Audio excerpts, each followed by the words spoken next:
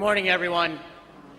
I want to start this morning with giving everybody a quick rundown of kind of what we grow and where we grow it, and a little bit about the transportation from those areas to give everybody kind of an idea as to what's going on with the movement of pulses in the U.S. this year and the transportation of them. So out in the Washington, Idaho area where we call the Pacific Northwest, we grow primarily pardina and regular lentils, and a lot of green peas.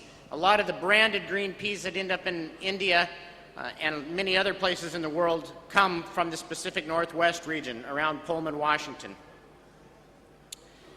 Out in the great state of Montana, where I hail from, which has now become the leading state for pea and lentil production in the United States, where we've really seen huge expansion in acres since the year 2005. And out in that area, we're growing, we have the largest production of yellow peas of any state in the nation. We have the largest production of green peas as well. And one of the things what we've seen is a big expansion in our high quality #1 style green peas. We're also doing a lot of richly lentils, and you've seen Eston lentil acreage increase tremendously. As producers have had a hard time selling richly lentils around the world, they've kind of gone towards growing more of the Eston style. Red lentils that's probably the second largest state for growing red lentils is in Montana, but red lentils isn't a big part of the production in the United States. North and South Dakota, we've seen an increase in acres in South Dakota as well, but you're going to see primarily a lot of #2 green peas and a lot of yellow peas in the northwest corner of North Dakota. You also see some red lentil and some green lentil production up in those areas as well, but it's primarily a richly lentil in that area. Another area that's been looking for something else to grow is down in the Nebraska area, where now you're seeing about 20,000 tons of yellow peas being grown. Certainly in the last year, one of the big topics, if we were at Cecil's last year, we were talking about, the green pea market and what's going to happen, so I thought I would run you down a little bit of a look of the green-yellow pea seeding that happened in the 2013 year. It was a big discussion, and certainly you can see by looking at the United States acreage, we increased the green pea acreage, but we even increased the yellow pea acreage by even more than we did on the green pea. As I said, down looking at Washington, Idaho, it's primarily all green pea down there. We increased the acreage in 2013 out there. Montana, you saw a large increase in green pea acreage as well, but a bigger increase yet in yellow peas, and North Dakota as well. And if you kind of look at the map over the last 4 years, you can see where in 2011 we kind of bottomed out in our acreage. A lot of that was due to the prevent plant weather situation in North Dakota, but we've slowly continued to increase it since then. And I know for a fact in Montana we're going to see big increases again this year, as farmers really like planting these peas into their rotation. So looking at the what we call the P&W region, a quick look at their production season weather. The P&W had an ideal planting season. They were able to start planting early. They did get a frost after a lot of it was in the ground, which kind of stunted some of the production out there. They did have some hot weather during the bloom as well. Still had good yields out there, but probably could have been better. Their harvest was a little bit mixed, with some good early harvest, but a lot of the later production turned out to have a lot of bleach in that region on the peas. The yields out there were just an average yield. Montana production, we had really good production this year. Western Montana crop went in about 2 to 3 weeks earlier than it normally would because of the dry winter we had last year and warm spring temperatures, which allowed us to get it in the ground. The northeast Montana ended up with a late seeding and a late harvesting, but we had an ideal summer throughout that, so we had very good yields. One of the issues that we had in Montana that will probably continue to be an issue in the green pea expansion is that we had a lot of poor weather close to harvest last year, where I would estimate close to 10% of the acreage of green peas were lost due to hailstorms, windstorms, rainstorms in that area. And the reason I say it's going to affect it for next year is because in a lot of the areas where we were growing seed production for the next crop of some of our high quality products like the Aragorn and the Banner, Cruiser, those varieties, they were actually lost due to the hailstorms this year. So our seed stocks for some of the higher quality products we have this year are going to be lower. But the one nice thing about what did happen in Montana is we did have record yields on both peas and lentils this year. North Dakota, which is the second largest producing area, was wet early. It did seed late. It had a cool, wet summer, which was ideal for production out there. Its harvest was a little later than we had anticipated. The yields were very good, if not record in most cases, particularly on peas. The quality is just an average this year with a lot of bleaching in it, somewhere in that 2 to 5% area for the green peas. The yellow peas were excellent quality. The lentils have a little bit of staining to them, but in general aren't too bad.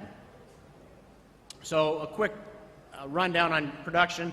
Overall yields were higher in the United States for pulse crops. The lentils yields were high, but the appearance is just average. The chickpea sizing is a little bit smaller than the previous years, but the quality is very good.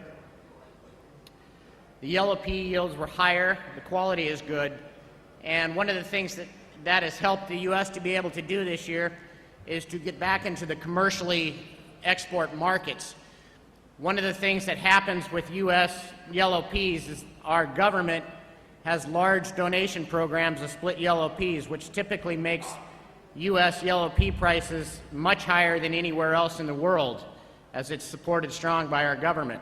So it's difficult to take our production and market it commercially. And if you looked at the past year's commercial exports, they've continued to go lower as our production was lower, and it drove our yellow pea prices up.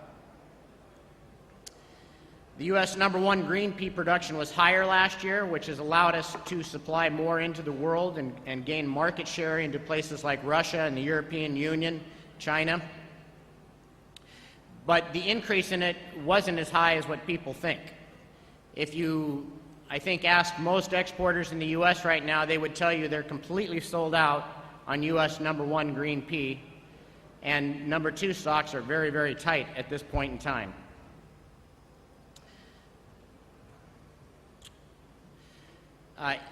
Looking at our FAQ certifications, fair average quality in the Pacific Northwest region, as I said, they had some bleaching at harvest time. Green peas had a quality impairment for bleach, which graded an average U.S. #3. Yellow peas, which yellow pea production out there is very low, were U.S. #1. Medium lentils, U.S. #1. The small lentils, which are primarily a Pardino lentil out in that region, were U.S. #1. Chickpeas were U.S. #1 with 73% of the crop above a 22/64 sieve, so an average seed count of about 54 seeds per ounce. In the Midwest, the Montana, North Dakota region, South Dakota area, whole green pea had a quality impairment for bleach, and fair average quality was U.S. #2.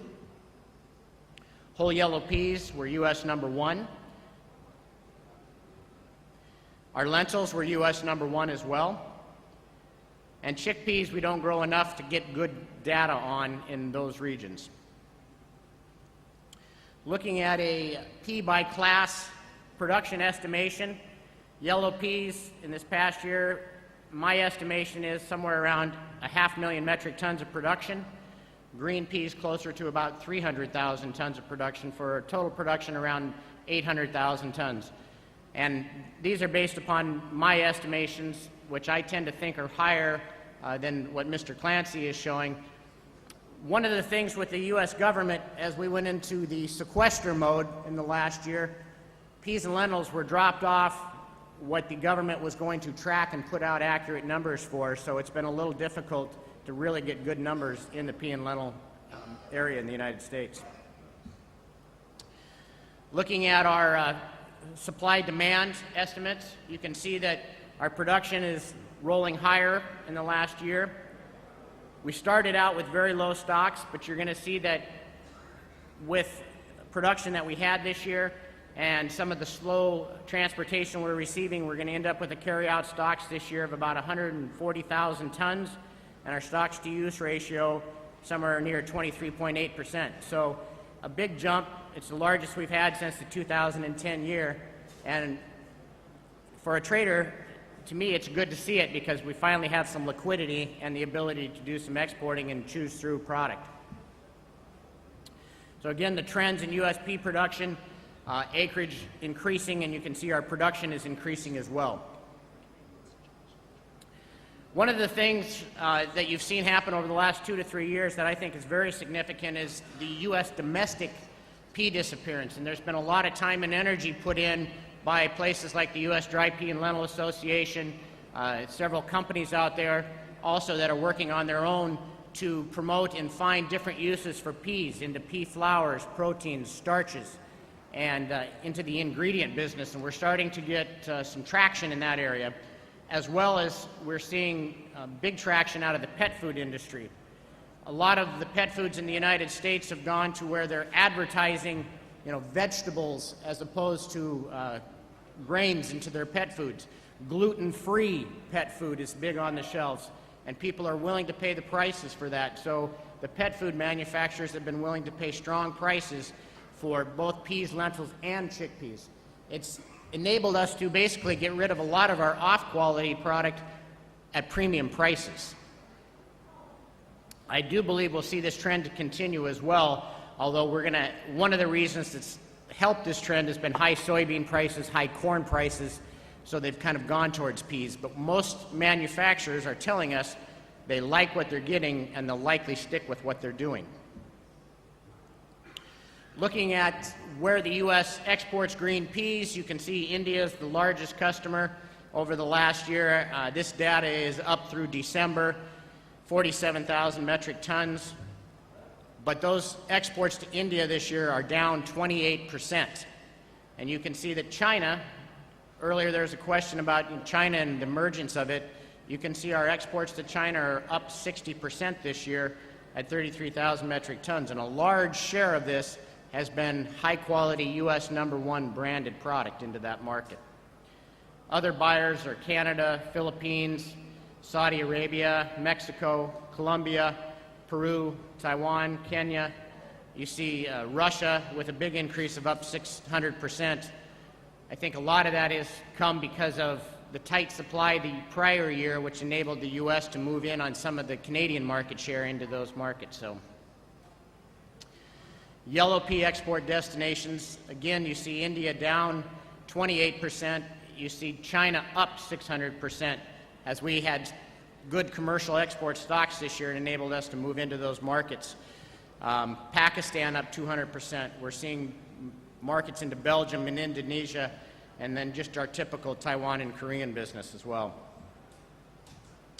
Moving on to lentils, you see a big trend in lentil production. Back in 2010, when markets were near the $1,000 a ton area, everybody in Montana, North Dakota wanted to grow as many lentils as they could. All of a sudden, you saw guys that weren't growing any were growing 2,000 to 3,000 acres in the 1 year's change. And that year, we came in and produced 410,000 tons. And since then, the prices have gone down. Growers basically thought that was a given for them at those price levels, but obviously it's not. So lentils have not been as popular of a product to grow in the United States, and acreage is showing that as the prices have gone lower, producers have gone away from it. And we expect this trend to continue into this next year as well. But you can see we produced last year about 227,000 tons. Exports as well are declining, just mainly due to the production and lack of the ability to have stocks to supply markets. So our ending stocks also have kind of continued to creep up over the last year. This is, again, somewhere where I have a little bit of a disagreement with some of the numbers people. Just being out there in the country, having the facilities, I feel there's stronger stocks of lentils in the United States than what most people are giving credit for as producers. still think that they're going to be $800 to $900 a ton for these products, and they want to sit back and wait. And frankly, producers in the United States have had the money to be able to sit on product, and they have the storage at home. It's enabled them to start out of the movement of this oil towards rail. And now a lot of the traders have found they really like it. So to give you an example of what kind of increases the railroad has seen on this, Columbia Grain actually owns a facility in the middle of North Dakota. We typically would load about 200 to 300 car, 10,000 ton shuttles of wheat at that facility per month. Now we have an oil loading terminal there as well. And this month, we're going to load 37 113 car oil shuttles out of that facility. All that takes locomotives, all that takes people, all that takes track time. And the railroads in the United States weren't prepared for the increase in that kind of need for their services that fast. But not only does this oil take the oil away, it's bringing in frac sand, it's bringing in pipe, it's bringing in oil service industries. That's creating a huge demand for track time, for power, for crews.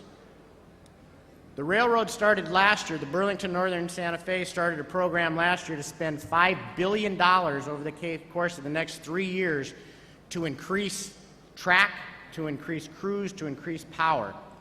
But one of the things that when you increase track, you reduce your production on that track while you're doing your construction. So last year they spent about 6 months of the year doing construction, adding to it, but reducing the amount of track time available for pulling power by 30%. And over the course of the next 3 years, you're going to see this continue in the March through October periods. So you're going to see this problem in the United States, I believe, for another 2 to 3 years before we get good fluidity in our rail movement. The other thing for the United States that we've seen a difference in the freight is that farmers in Canada that can't get their crop moved because of the large crop up there are trying to move product down to the United States, again taking up capacity, taking up track time, taking up elevations. We have also had a lot of weather delays over the course of the last 3 months. We've had record colds, record snows through many areas of the United States. As I said, there's been a big shift in resources towards oil. One of the theories, I think, on railroads' part is that the grain will always be there to move, but the oil is going to move one way or another right now. They can't shut down production, so they are doing everything they can to move the oil now. We also did have a record large corn crop and a very good soybean crop, which has put a lot of resources towards those crops as well. One of the things that I was kind of highlighting on earlier when I said that the markets are doing a good job of allocating their resources. In the wheat, the corn, and the soybean business, you can take your crop and you can get the margin out of the buyer. Our freight right now is costing us about $40 a ton above and beyond tariff. But we can get that out of the wheat market. We can get that out of the soybean markets in our exports. So we can price that freight in, but you can't get it out of pulses in most cases. So pulses have been sitting on the sidelines waiting for cheaper freight to move while we move the wheat, corn, and soybean crop. Again, if you look at the shift in carloads, you can see that grain, chemicals, coal are all down in the railroad movements, where the crude oil movements are much higher. And you can see the increase in crude oil production by month over the last 4 to 5 years in the United States. So a quick little look at how we move our crops. As I said, you looked at the regions where they were at. If you look out in the Washington Pacific Northwest region, we move product by truck, by barge, and by rail to the ports for export. And in those cases, it can happen in 4 to 5 days if we're ready. But out in Montana and North Dakota, it's mostly all by rail, and it's a 3-week process from the time it leaves our facilities till it gets to port, and then another week to transload. So preparation is important in today's world with the railroads behaving the way they're behaving. You have to think more in a 3 to 4 month window for buying as opposed to thinking that you're going to buy anything in the nearby period. A quick look at the economies based upon new crop prices that we've seen in the market lately. You can see out in the eastern Washington area, the P&W region, soft white wheat is king out there. They're going to continue to grow that. But as they look at their rotational crops, lentils and garbanzos are the next best crops to grow. Looking at Montana, North Dakota, you can see that malt barley is the #1 crop to grow this spring, but green lentils, red lentils are all out there as a possibility. Yellow peas are the worst crop to grow this year. North Dakota, you can see green peas being competitive up there, so we'll see an increase, I believe, in there. So my expectations on seedings this year is green pea acreage will increase.